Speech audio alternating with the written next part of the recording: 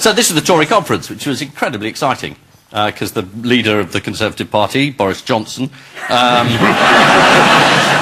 well, if you're watching the repeat, it is. It's an incredible set of speeches, because he made the Tory conference give Ken Livingstone a round of applause. He did. I'll never recover from that. Look at that moment. This is the right moment, I think, to say thank you to Tony Blair, Gordon Brown, Tessa Jowell, and yes, Ken Livingstone. Thank you. Right. I really think, Ken, there is no coming back from that one. You've just got a clap from Tory Party conference. If that hasn't finished you, nothing will. That's a joke. That's a proper joke. He had been clapping without telling them why they were clapping, so I mean they were completely enthralled to him at the moment. And you've got to bear in mind, it was after listening to George Osborne. Anything's going to be uplifting after that. Yeah. Osborne got through a whole speech without being booed. It's pretty good. There is a very simple way of finding out how popular a politician is, as we can see here from the Paralympics. The medals tonight will be presented by the Right Honourable George Osborne MP, Chancellor of the Exchequer.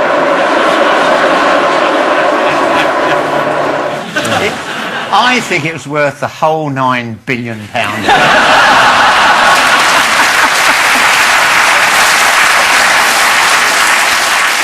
Ken, there's been around recently about the BBC paying people as companies rather than individuals.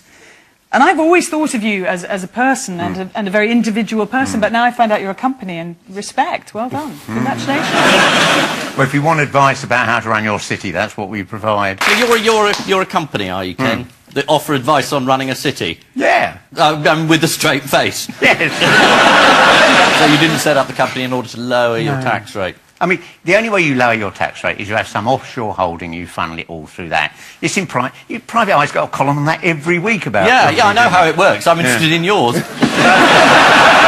mean, I employed an economist, I employed a press officer, I employed my wife as my secretary. Well, that's obviously straight.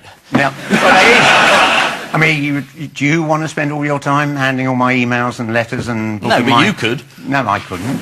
I'm flying around the world advising people on how to screw up their city. And what do you make of the Tory chairman, Grant Shapps, and his alter ego, Michael Green? But I mean, he was telling people how to become successful using an alter ego. And I mean, he is quite successful. I mean, he's now running the party. Oh, right, so that's the success. That's the success. He got the job. Yeah.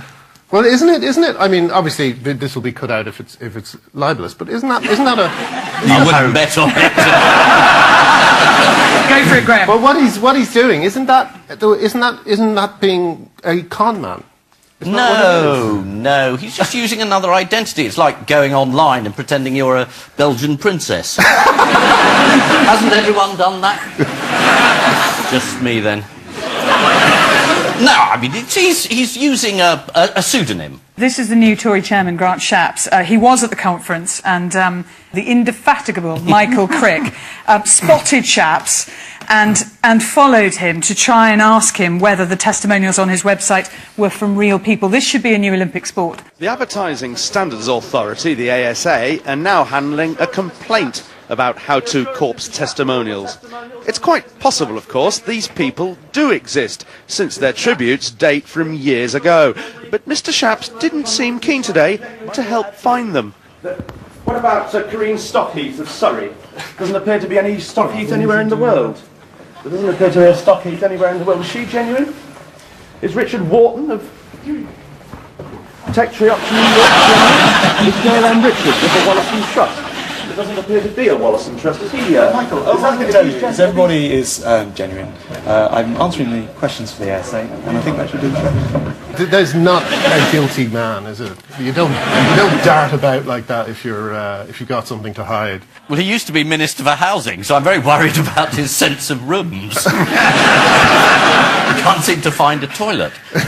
Meanwhile, what did David Cameron do recently in an attempt to boost his own popularity? Cut his throat. We would have heard about that, wouldn't we?